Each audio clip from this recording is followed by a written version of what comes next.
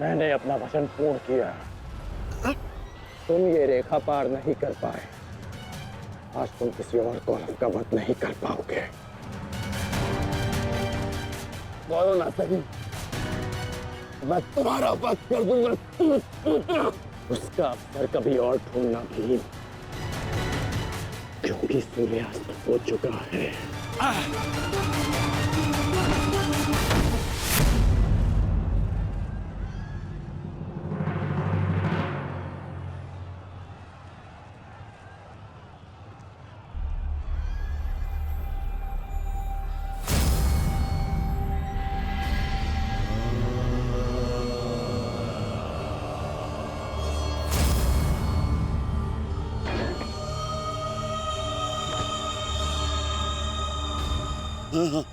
अनुज, मुझसे मुझसे बात करो। तुम्हारा चेष्टा है, उत्तर दो से।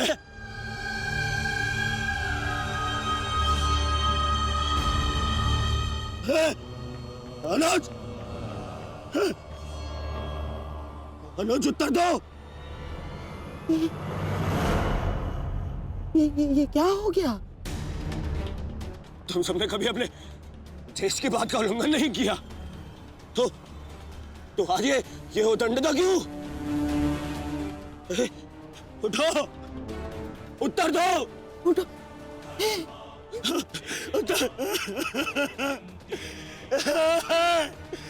बात करो मुझसे।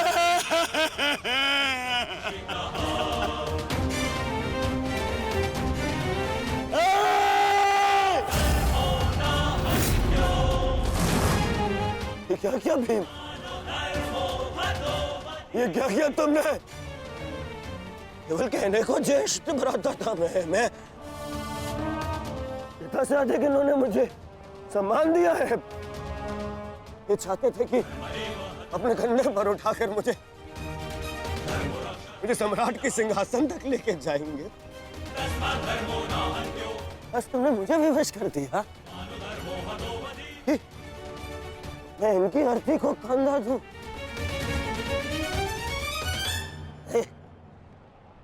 तुमने उचित नहीं किया है भीम, उचित नहीं किया। मैं छोड़ूंगा नहीं तुम्हें, उधर मैं नहीं छोड़ूंगा।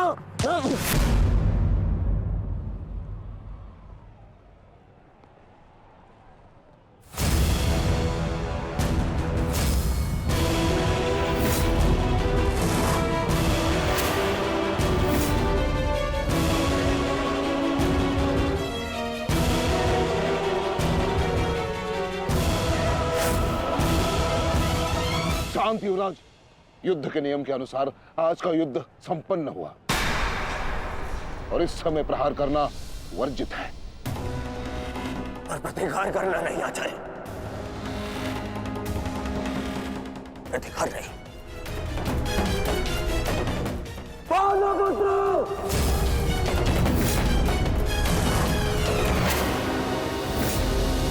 अपने इन 5 भाइयों के निर्मम हत्या का प्रतिशोध लूंगा मैं।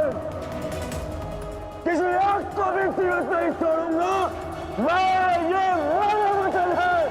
मेरी प्रतिज्ञा मत भूलो दुर्योधन। तो नियति तुम्हारे 5 भाइयों की हुई है, वही नियति तुम्हारे शेष 95 भाइयों की भी होगी। दुर्योधन! मैं सही छोड़ूंगा। राजा भीम रुक जाइए, ये सही समय नहीं है।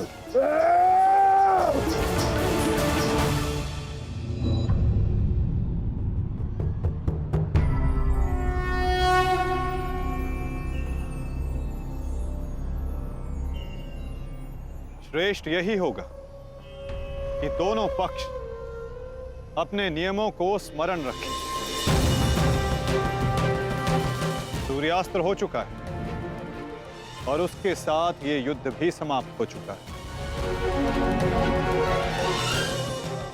आप दोनों अपनी भावनाओं को कल के लिए शेष रखें और वही उचित रहेगा।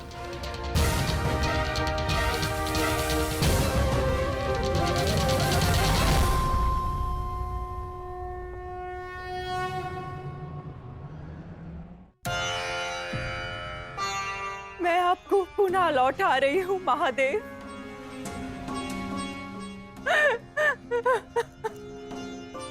आपने मुझे 100 पुत्रों को आशीर्वाद दिया था और आज मुझे उन्हीं पुत्रों की मृत्यु का दुख भी दे रहे हैं।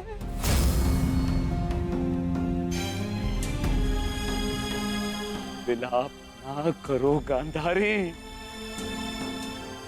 युद्ध में मृत्यु होना निश्चित है। कभी स्वयं के पक्ष के योद्धाओं की और कभी विरोधी पक्ष की। ईश्वर को दोष मत दो। ईश्वर का धन्यवाद करो कि तुम्हारे पुत्रों को वीर गति प्राप्त हुई है। आपके मन को समझाने के लिए ये तर्क पर्याप्त हो सकता है आर्य, परंतु मैं क्या करूं? मैं तो एक माता हूं ना। मेरे तप के बदले महादेव ने मुझे ये आशीर्वाद दिया था, तो फिर ये मेरे तप का फल मुझसे कैसे छीन सकते हैं? कैसे आर्य?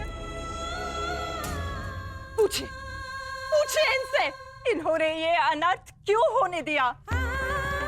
जो पहले मुस्कान दी तो फिर बाद में आंखों में अश्रु भर दिए। ऐसे ईश्वर नहीं चाहिए मुझे, नहीं चाहिए। दासी, तुम इस शिवलिंग को इस कक्ष से, इस महल से बाहर कर दो। मुझे नहीं चाहिए कोई प्रभु, कोई मंदिर, किसी चीज की आवश्यकता नहीं है मुझे। तुम्हें जो उचित लगे तुम वो करो गांधारी। मैं वो करूंगा जो मुझे आवश्यक लगता है। रथ सज्ज करो संजय। मैं इसी क्षण कुरुक्षेत्र जाऊंगा।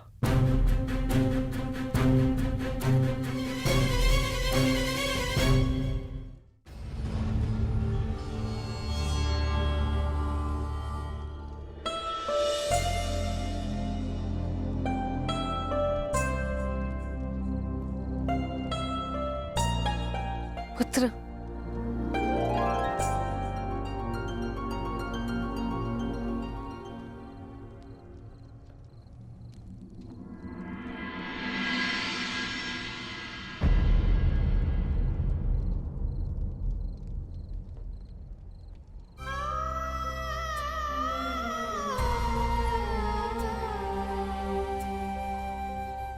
युद्ध में योद्धा को घाव लगना सामान्य बात है।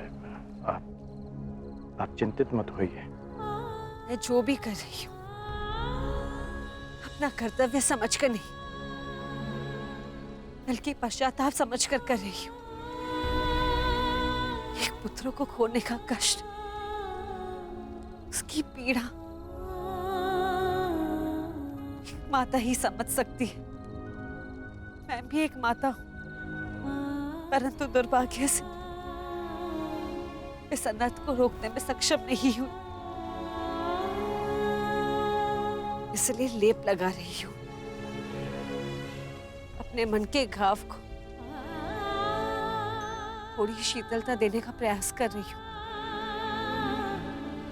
पुत्र, तुम दुर्योधन के पास जाओ। इस समय उसे अपने मित्र की सबसे अधिक आवश्यकता है।